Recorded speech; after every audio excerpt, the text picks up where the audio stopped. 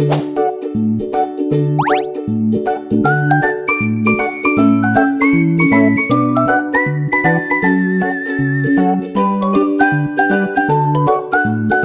warahmatullahi wabarakatuh. Perkenalkan, nama saya Noviana Sastri dengan NPM B1A24196 dari kelas C.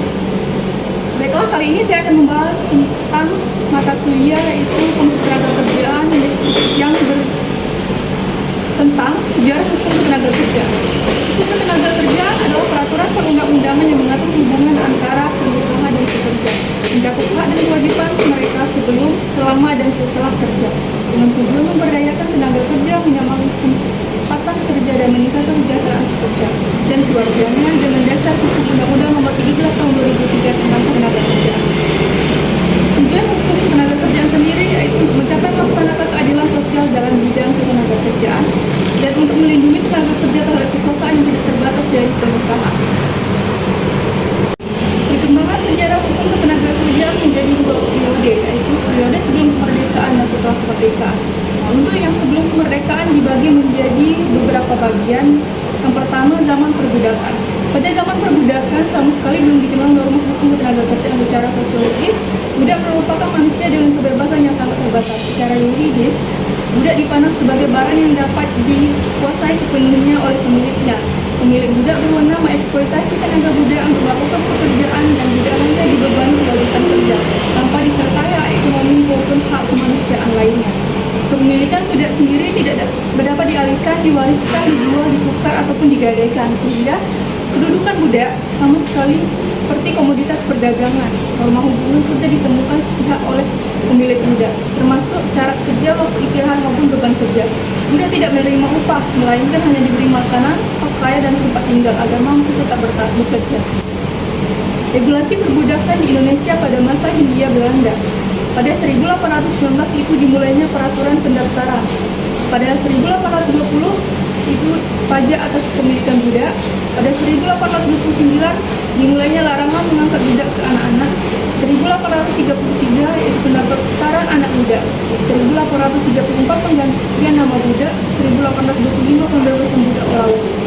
1825 berlanjut menjadi pengaturan yang mulai meringankan penderitaan budak. Misalnya larangan pedagang budak, jaminan agar keluarga budak tidak dipisahkan, kewajiban pemilik untuk melakukan budak dengan baik, pemberian makanan dan pakaian serta upah kecil kepada budak usia lebih dari 10 tahun. Reglemen 1854 pasal 115 menetapkan bahwa paling lambat 1 Januari 1860 perbudakan dihapus di seluruh Indonesia. Namun secara kenyataan praktik, perbudakan baru benar-benar berakhir sekitar tahun 1921 sampai 1922. Zaman berikutnya yaitu zaman kerja paksa. Kerja paksa atau biasa disebut dengan rodi adalah kebijakan penjajah Belanda yang mewajibkan penduduk melakukan pekerjaan tanpa upah. Rodi diadopsi dari tradisional gotong royong masyarakat adat, tapi kemudian dimanfaatkan kolonial Belanda untuk kepentingan pemerintahan dan konflik, untuk pembangunan benteng, jalan, rumah, pabrik, dan lain-lain yang terjadi pada masa Gubernur Jenderal Dian Delas pada 1807 sampai 1811. Jenis-jenis rodi yaitu rodi government, rodi perorangan, rodi desa, rodi umum, dan rodi khusus.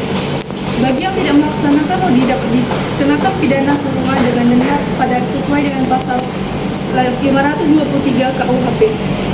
Pada masa Inggris yang di bawah pemimpinan Raffles 1811 sampai 1816 sempat melarang praktik rodi, namun Belanda tetap menerapkannya hingga akhirnya dihapus resmi pada 1 Februari 1938 setelah adanya tekanan konvensi ILO nomor 29 tahun 1930 yang melarang segala bentuk kerja paksa. Penilaian safety. Penilaian safety berarti ancaman pidana yang mengikuti perjanjian kerja ini terjadi sejak tahun 1880 hingga 1931, lahir dari paham liberal yang mendorong penanaman modal swasta, efisiensi produk perkebunan. Dicapai dengan kekerasan terhadap pekerja golongan rakyat kecil, semakin besar pekerja yang dikirim, semakin besar uang penghormatan yang diterima kepala desa. Namun praktik ini berubah menjadi pemaksaan dengan pemerasan dengan perjanjian. Perjanjiannya berisi tentang jangka waktu minimal 5 tahun, ketentuan upah, perumahan per orang serta jenis pekerjaan. Namun sekarang tidak juga para desa kerja sering tidak terlaksana. Untuk menekan pekerja agar tidak melarikan diri, pemerintah kolonial menerbitkan agen Activity Statement 1872 nomor 111.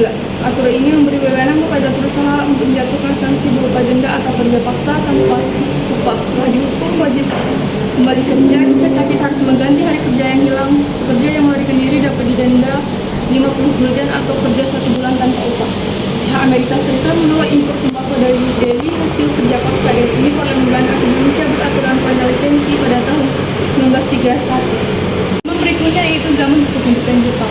Tidak hanya pada itu hanya berlaku sekitar 3 tahun 3 bulan. Pada masa ini hampir tidak ditemukan dokumentasi yang meriwayatkan hubungan tenaga kerjaan dengan kebijakan tenaga kerjaan yang populer adalah kerja paksa Romusa. Penduduk lelaki diwajibkan bekerja terus-menerus demi kepentingan militer dan ekonomi Jepang. Pekerjaan dilakukan tanpa upah dan kondisi serupa tawanan perang dan berada di bawah pengawasan tentara Jepang. Sistem kerja paksa difokuskan pada peningkatan produksi pangan dan proyek strategis untuk kepentingan Jepang, bukan untuk kesejahteraan rakyat Indonesia. Partai Romusa mengabaikan nilai keadilan, kesetaraan, kebebasan dan kemanusiaan yang seharusnya menjadi dasar norma hukum ketenaga kerjaan. Selanjutnya yaitu zaman kemerdekaan. Pada era Orde Lama 1945 sampai 1966, yaitu Undang-Undang 1945 Pasal 27 Ayat 2 menegaskan hak kepada negara atas pekerjaan dan pendidikan rakyat. Solusi kekosongan hukum yang dilakukan sementara pada kolonial Belanda berdasarkan Pasal 11 Ayat 6 Peraturan Undang-Undang 1945. Ordonansi kolonial yang tetap berlaku, misalnya Ordonansi Pengerahan Pekerja ke Luar Negeri 1887, Ordonansi Pembatasan Kerja Anak dan Kerja Malam bagi Wanita 1925, Ordonansi Kerja Anak dan Orang Muda di Kapal 1926, Ordonansi Pencarian Calon Pekerja 1936, Ordonansi Pemulangan Guru dari Luar Negeri 1939, Ordonansi Pembatasan Kerja Anak 1949. Dasar hukum tetap berlaku yaitu KUH Perdata Buku 3 Bab 7 A Pasal 1601A sampai 1603Z tentang perjanjian kerja. KUHD Wetbook Van Pop Handel tentang perjanjian kerja laut Pasal 395 sampai 452 J. Perkembangan regulasi nasional yaitu pemerintah mulai aktif mengatur tenaga kerja sejak 1948. Dibentuk produk hukum yang menandai campuran tangan negara dan melindungi pekerja antara lain Undang-Undang Nomor 33 Tahun 1947 tentang Kecelakaan Kerja, Undang-Undang Nomor 12 Tahun 1948 Undang-Undang Kerja, Undang-Undang Nomor 23 Tahun 1948 Pengawasan Perburuan, diperkuat Undang-Undang Nomor 3 Tahun 1951, Undang-Undang Nomor 21 Tahun 1954 Perjanjian Perburuan, Undang-Undang Nomor 18 Tahun 1956 Penyelesaian Persetujuan Konvensi ILO Nomor 98, Undang-Undang Nomor 22 Tahun 1957 Penyelesaian Perselisihan Perburuan, Undang-Undang Nomor 80 Tahun 1957 Pengupahan yang sama bagi seluruh laki-laki dan wanita, Undang-Undang Nomor 8 1961 Wajib Kerja Sarjana, Undang-Undang Nomor 7 PNPS Tahun 1963 Pencegahan Pemogokan Lockout, Undang-Undang Nomor 12 Tahun 1964 Pemutusan Hubungan Kerja di Perusahaan Swasta. Selain itu ada Executive Act seperti PP Nomor 21 Tahun 1954 tentang istirahat guru. Orde Baru dimulai pada tahun 1966 sampai 1998. Dimulai sejak Supersmart 11 Maret 1966. Orde Baru melanjutkan kebijakan Orde Lama dan hasil legislasi lebih banyak dan sistematis. Produk legislasi penting yaitu Undang-Undang Nomor 14 Tahun 1969 Ketentuan Pokok Tenaga Kerja, Undang-Undang Nomor 1 Tahun 1970 Keselamatan Kerja, Undang-Undang Nomor 7 1984 Ratifikasi Konvensi Penghapusan Diskriminasi Terhadap Wanita, Undang-Undang Nomor 19 Tahun 1989 Penghapusan Kerja Paksa, Undang-Undang Nomor 3 Tahun 1992 Jaminan Sosial Tenaga Kerja, Undang-Undang Nomor 25 Tahun 1997 Tenaga Kerjaan, Undang-Undang Nomor 11 Tahun 1998 Perubahan Berlaku, Undang-Undang Nomor 25 Tahun 1997.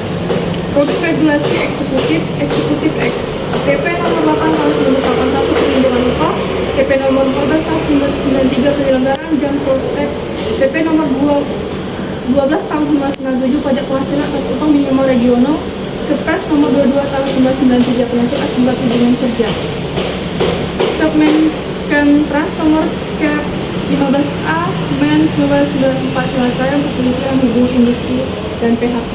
Capaian utama Orde Baru yaitu pengundangan Undang-Undang Nomor 25 Tahun 1997 tentang Ketenagakerjaan. Tenaga kerja dipandang sebagai bagian penting pembangunan nasional. dengan tujuan melindungi hak dasar pekerja yang menjamin kesempatan perlakuan yang sama, menciptakan hubungan kerja harmonis, meningkat produktivitas serta kesejahteraan pekerja. Zaman berikutnya yaitu zaman Orde Reformasi 1998 sampai sekarang. Pada awal reformasi, pembangunan hukum ketenagakerjaan dijadikan instrumen hukum tertinggi untuk meningkatkan harkat dan martabat pekerja. Amandemen Undang-Undang 1945 yang pasal 28D ayat 2 menegaskan hak atas pekerjaan serta imbalan dan perlakuan yang adil dan layak.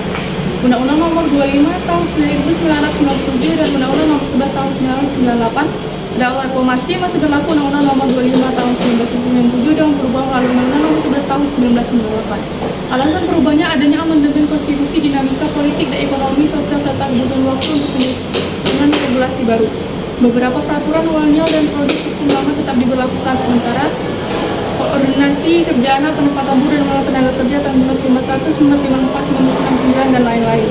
Undang-Undang Nomor 13 Tahun 2003 tentang tenaga kerjaan berlaku sejak 25 Maret 2003 dan mencoba undang-undang sebelumnya, menyerap ketentuan lama yang masih relevan tetapi diselaraskan dengan selama reformasi dan nilai Pancasila. Undang ini dasar utama praktik tenaga kerja di era reformasi, meskipun banyak diuji di Mahkamah Konstitusi. Regulasi pendukung era reformasi selain Undang-Undang Nomor 13 Tahun 2003, beberapa regulasi penting juga lahir antara lain Undang-Undang Nomor 20 Tahun 1999 ILO Konvention Nomor 138 Usia Minimum Kerja, Undang-Undang Nomor 21 Tahun 2000 Serikat Pekerja atau Serikat Buruh, Undang-Undang Nomor 2 Tahun 2004 Penyelesaian Perselisihan Hubungan Industrial, Undang-Undang Nomor 39 Tahun 2004 Penempatan Perlindungan TKI, berbagai PP, Perpres, dan Government terkait pengawasan K3 dan tenaga kerja asing hingga peraturan perusahaan.